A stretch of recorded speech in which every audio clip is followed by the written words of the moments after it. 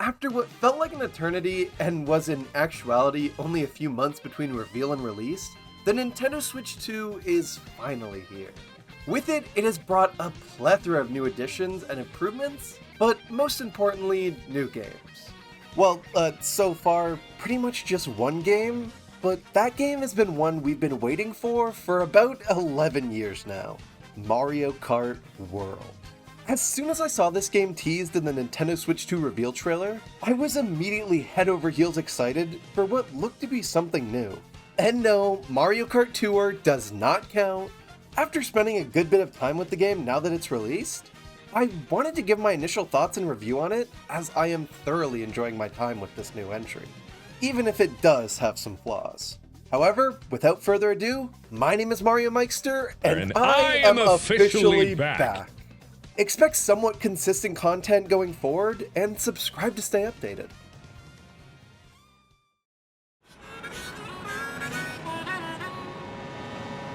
Mario Kart World! Heading into the main menu, although it's incredibly similar to Mario Kart 8, I don't really mind all that much, as you're not going to be spending much time here at all. One thing I do really like about this menu though is instantly and seamlessly being able to jump into the free roam mode. And although I wouldn't call Mario Kart World an open world game, exploring this giant map and finding its hundreds, yes hundreds of hidden collectibles and secrets spread about has been some of the most relaxing fun I've had with the series in a long time. I can't tell you how many times I've simply just laid in my bed, opened this game, and just drove around on the road seeing all the sights and all the little details Nintendo has hidden about. Like, for example, if you follow one of the many buses around, you'll see that not only does it have a set route, but they also have stops along the way where they drop off and pick up Mushroom Kingdom residents as they commute around the world. Seeing the little toads hop in and out of the buses is such a cute detail, and makes this world feel so lively. Like, where are these toads going? Do they have a 9 to 5 they need to get to? Is this toad working overtime because he's in severe tax debt, and ever since the divorce with Toadette, he's had to pay child support on top of that? Good luck, buddy. We're all rooting for you. The toads commuting aren't the only cute little details either. You can also find the occasional Yoshi backpacking around the map. Maybe he's leaving his old life behind and searching for new meaning in wherever the heck this is. It's so fun to see these guys and make up fun little stories in your head about them. Speaking of the Yoshis though, spread across the map is a Mushroom Kingdom fast food chain introduced in this game, simply just called Yoshi's. I remember when we first saw this place for a split second in the Switch 2 reveal trailer, a bunch of us thought this was some sort of pit stop area where you could refuel your car and change tires. And I was so ready to pull some Lightning McQueen shenanigans and drive up to Yoshi's pit stop talking about some no tires, just gas! But later we found out that it was a drive-thru restaurant where you could pick up dash food that would give you a boost and sometimes change your character's appearance. You know what, Yoshi? No doors, no problem.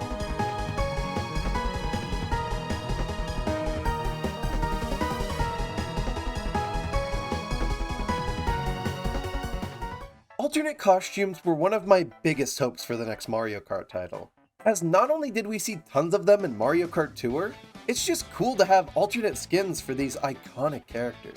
Toad has this absolutely adorable Burger Bud costume, Yoshi has an outfit inspired by Boshi from Super Mario RPG, Bowser has one that references his appearance in Skylanders Supercharged, which is an insane deep cut, and Wario has this.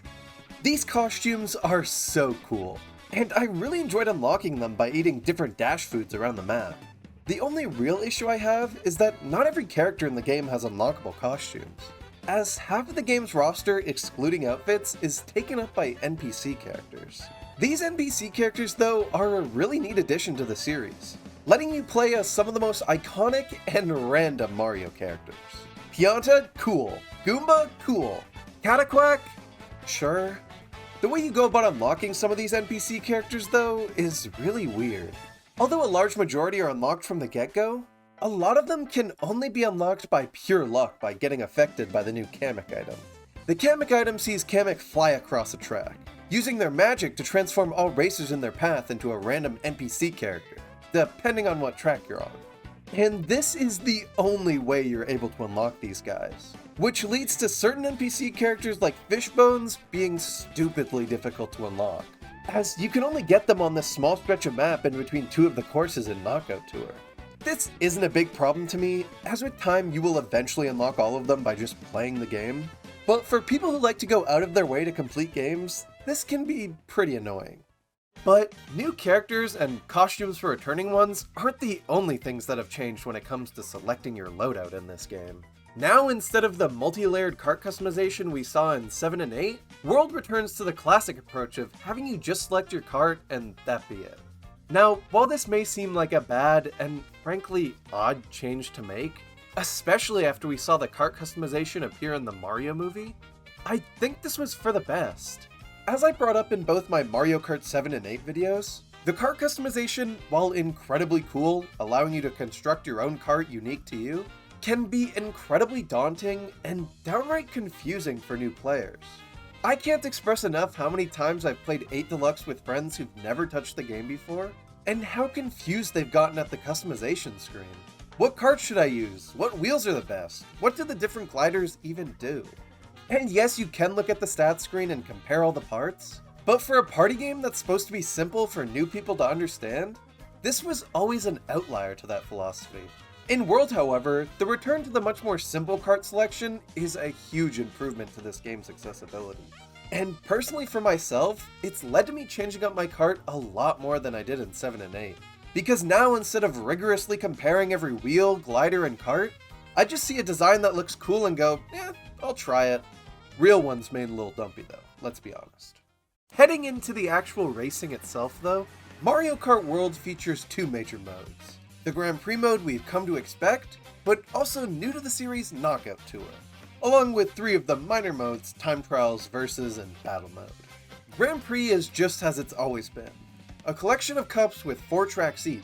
However, instead of just being taken to the next course in between races, now you actually have to drive to the next track. Which is not only a cool way to switch things up, but also does a really good job at showing off the whole map to the player, if they haven't already explored it themselves in free roam. From the start, there are 7 cups for the player to choose from, with the 8th and final cup featuring Rainbow Road being unlocked by completing all 7 of the cups. Knockout Tour, on the other hand, focuses less on the tracks and more on the roads and paths between them, with each Knockout Cup covering a large unique path across the map, with arcade-style checkpoints that knock out players that don't make the cut. Knockout Tour is incredibly fun to play online, battling it out with 23 other players, fighting to see who could be the last one standing. It's essentially a Mario Kart Battle Royale, and I love it. The tracks themselves, though, is where I think this game shines the brightest. Not only are the retro picks here incredible, I mean Toad's Factory, N64 Wario Stadium, Airship Fortress, Shy Guy Bazaar. These are fan favorites we have been begging for, and I'm so glad they waited till this game to bring back some of these, instead of just putting them in the Booster Course Pass. And the new tracks are just as amazing as well. DK Spaceport brings to life the iconic 25M stage from the original Donkey Kong, reimagining it as a giant spaceport complete with a ginormous robotic DK that throws barrels at you. Boo Cinema is a haunted movie theater where you literally get to jump into the movie and race across a film reel. Salty Salty Speedway is a water-based track inspired by Venice, and sees you driving around this beautifully constructed town with so many cool shortcut opportunities. And of course, this game's rendition of Rainbow Road, which has quickly become my absolute favorite in the series. Seeing you first shoot up into the sky and eventually into space in the most diverse and long Rainbow Road we have ever seen. I get huge Mario Galaxy and Mario movie vibes from this track, and not just because of the many Lumas spread around. I think the coolest part of this Rainbow Road, though, has to be the variety. Where 8's Rainbow Road fell flat with its generic space station aesthetic and washed out rainbow colors, Worlds blows that one out of the water with so many diverse and unique sections, and an actually good inclusion of the space station theme, with it being one of the 5 major sections on the track. This one is a course you have to race on yourself to fully appreciate. I was in absolute awe of how cool the transition was from sky to space, and vice versa when you head back down into the atmosphere at the end of the course. Outside of their design, the best part of these tracks though has to be the movement you can use throughout them. Introduced in Mario Kart World are 3 major new mechanics: the ability to jump, grind on rails, and my personal favorite, wall riding. While driving straight, if you hold the drift button, you can charge up a small jump that can help you jump over other racers, get on rails, and of course, ride on walls.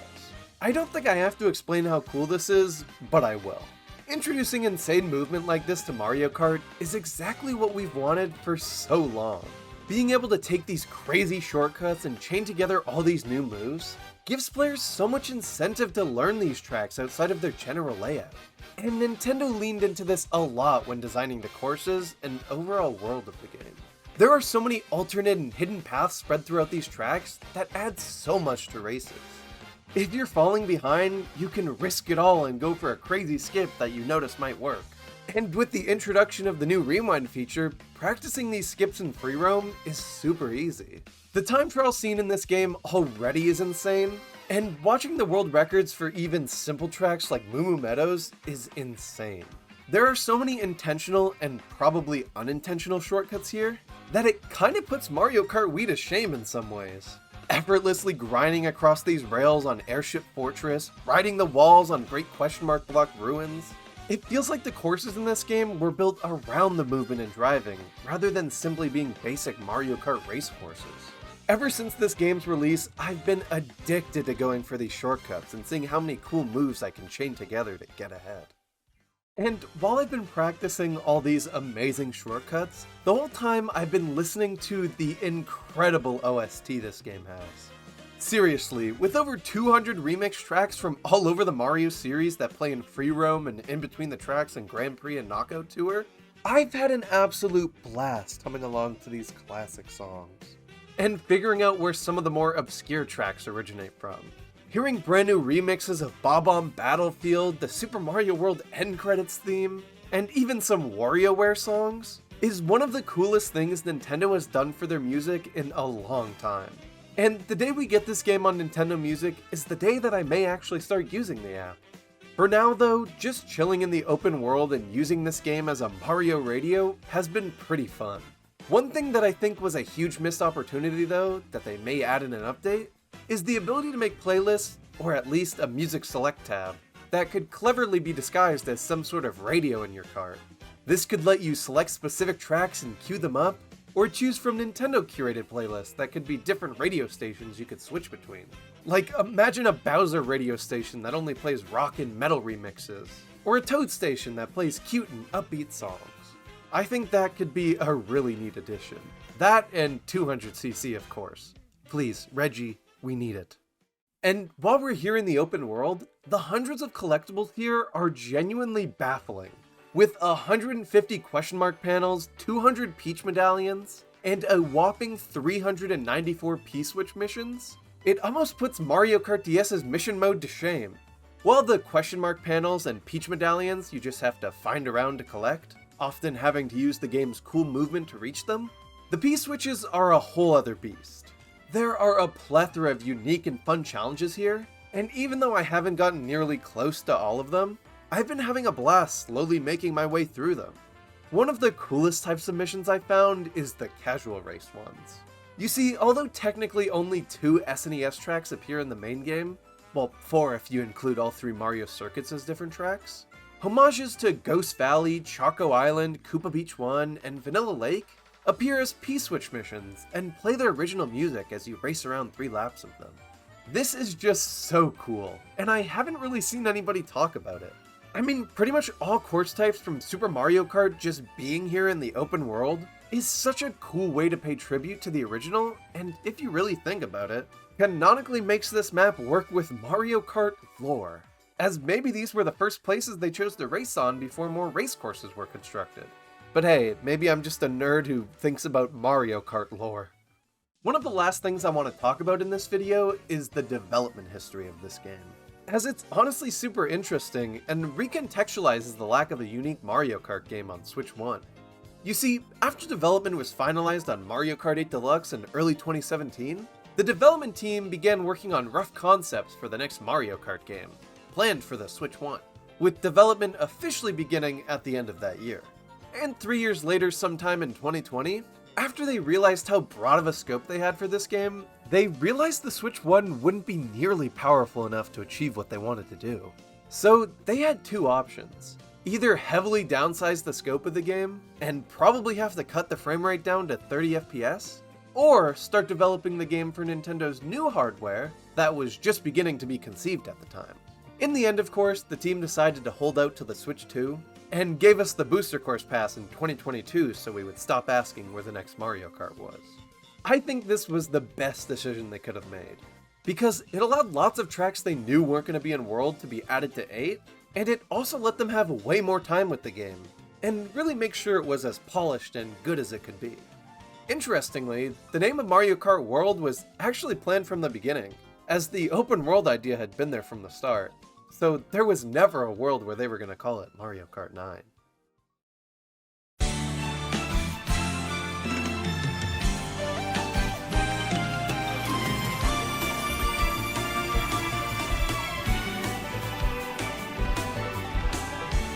Mario Kart World is a phenomenal start to the Switch 2, and an equally amazing Mario Kart game in its own right.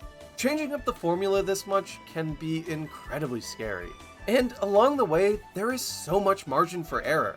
But with careful design and a very long development period, the team here did a fantastic job at bringing the series into a new direction. The movement has revolutionized the way we play the game, allowing so much freedom and slickness in the way you race around. The tracks, new and old, take amazing advantage of this, and just design-wise look incredible. I'm so glad we finally get to race on N64 Wario Stadium and Toad's Factory again. And hey, with this game, all Mario Kart 64 tracks have finally been remade. The abundance of music was a fantastic surprise, making this game just as fun to hear as it is to play. And the characters. Being able to dress up iconic Mario characters in these cute, cool, and downright weird outfits is a blast. And even if all of them can't wear outfits, at least they're still here in some way. I mean, who doesn't want to race as a Pianta? This game may not be the traditional Mario Kart people were expecting, but that's exactly what makes it so special and genius. It tried something new and did a wonderful job with it. The only big hope I have for this game in the future is the inclusion of 200cc, and maybe a music selector. Other than that, this game is more than enough reason to pick up a Switch 2, and is a title I will continue to keep playing for the years to come.